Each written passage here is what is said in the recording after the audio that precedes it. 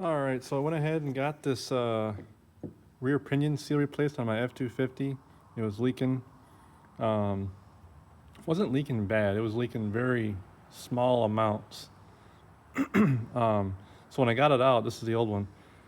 The spring was still in there. It was still intact. Nothing damaged there. The seal itself looked perfectly fine. But the new one, the new seal, had an O-ring around this surface here.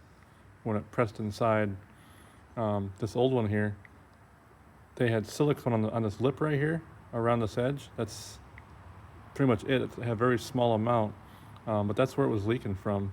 And when I went to the dealership, they told me this was leaking due to the balancer that was on the pinion yoke. And I was like, no, I don't, that doesn't make any sense. I mean, if it had that much run out on it and it was out of balance, I mean, you'd feel it. But anyway, enough of that nonsense. So went ahead and got the new seal. It's got an O-ring around the sealing surface here. So got that pressed in. I used a Bravo 3, which is for a marine application, but it's the inner prop nut, which is about 3-inch in diameter to drive this new seal in. I went ahead and ordered the nut too. So when you get the nut, this is the old one. It's going to come with the crush sleeve. You don't have to replace this. If you're going to replace this, you got to tear the whole thing apart. So just keep that in the box. You might need it in the future, who knows. But 1 5/8 nut. This 2022 F250 has a Sterling 10.5-inch rear end, 331 gears. 1.5-inch socket took that off.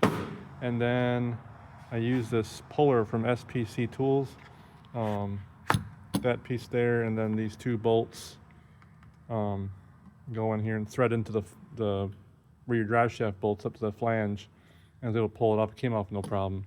Part number for this seal is Robert Charlie 3 Zebra 4676 Alpha 1 X-ray. I went ahead and got the sling seal as well. There's the part number for that. I didn't end up replacing that, but I just got that just to have it on hand. So yeah, when I put this nut back on, what I did was I measured the amount of distance from this lip here to the end of the pinion shaft, and I got to that point. When I put it back on, I just went a little bit past it, just to when I retorqued it back down with the impact. So just a little bit past where it was to begin with, and she's all good. Thanks for watching.